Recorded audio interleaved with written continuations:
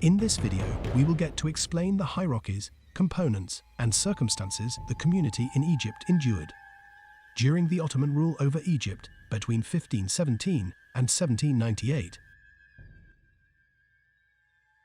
Ottoman Empire was a centralized state where Constantinople was the seat of power, and the main garrison of armies led directly under Ottoman sultans, vanquishing and conquering European kingdoms and Persian lands. Predominantly, Egypt was an Ottoman vilayet.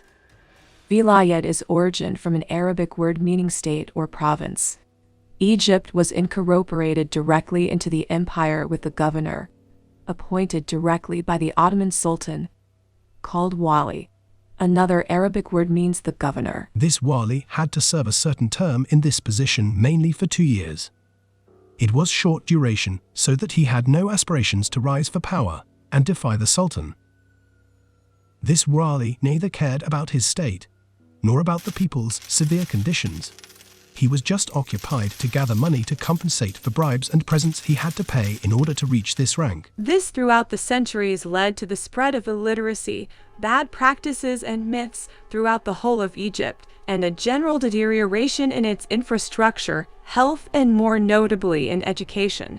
The conditions worsened to the extent medicine was practiced by barbers and fictional myths replaced culture and education. The Egyptian peasants, mostly simple, uneducated, living a feudal life, where they were allowed to farm and raise animals on their fields, benefiting from that in exchange for protection offered by Mamluks and Ottoman militias, whom they had to pay taxes and tributes in order to remain safe and avoid getting bullied or have their land confiscated.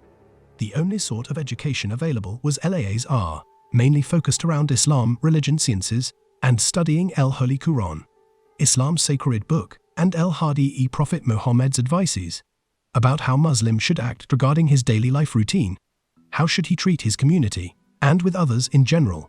This gave the scholars of Al-Azhar prestige and importance, as Islam is vital in all aspects of any Muslim's life.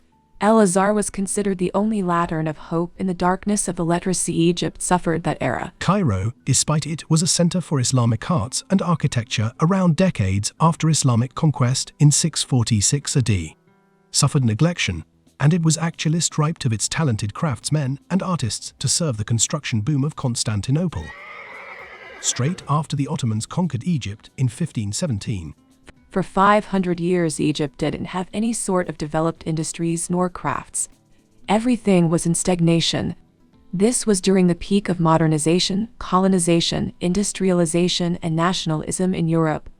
Ideas and politics were changing, while Egypt was like a stagnant swamp. That's why the French campaign had a tremendous earthquake effect over the Egyptian people and Middle East in general, as it was like a stone thrown in a stagnant swamp of ideas, ideologies, and strategies of Egyptian people. The number of casualties and statistics of the Battle of the Pyramids reflect the shape of the clash that took place that day. Egyptians, depending on medieval tactics, swords, and hand-to-hand combat, facing the strongest modern army.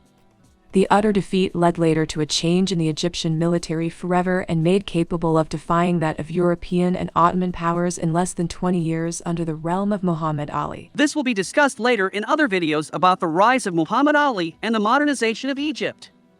Stay tuned as we narrate through this era of Egyptian history. Don't forget to subscribe and hit the bell button. Bye!